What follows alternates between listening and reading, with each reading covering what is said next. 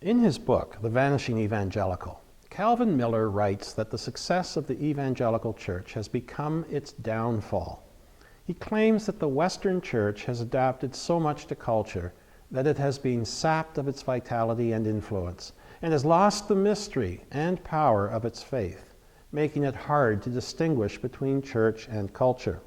Some underlying causes of this problem are our desire to be big, our tendency to have a program for everything, and our willingness to trade intimacy for anonymity. Miller doesn't have much hope for denominations and local churches, but I think he's overly pessimistic. However pessimistic, though, Miller does call for a renewed, vital faith at the personal level, which he believes will hit the reset button on the church to bring about something new. That's exciting! A vital faith is a living faith. When people of no faith see people with a living faith that's working powerfully in their lives, they'll want to investigate. People with vibrant faith are the very best evangelists you could wish for. The two building blocks for a vital faith that will help Christians maintain the distinctive difference between church and culture are theological vitality and spiritual vitality. Maturity in these two areas will stand out in sharp relief from our culture, and mature Christians are the core of healthy, flourishing churches.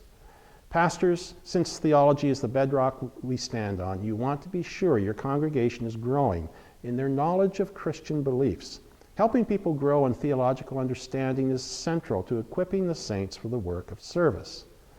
People who have theological vitality live by what they read in the Bible. They understand that their Christian purpose has an outward focus, and they know God well enough that they can test for truth and are well-rounded, focusing on the major doctrines of our faith without obsessing over minor topics of interest. Vanishing evangelicals are like chameleons because they blend in with our culture.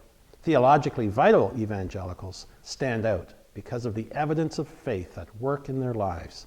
No one would be surprised to discover they are Christian.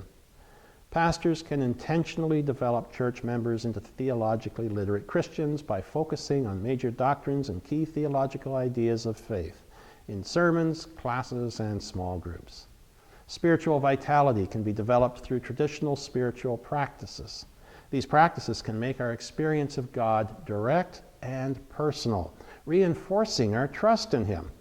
Pastors, give your congregation the opportunity to experience doing different spiritual practices. I've listed some great resources in my blog for preparing sermons or classes. Bring the people to God so they can enrich their spirituality in His presence and discern His leadership. More than ever, Christians need to know the theology of our faith and to have rich spiritual lives as we directly experience God.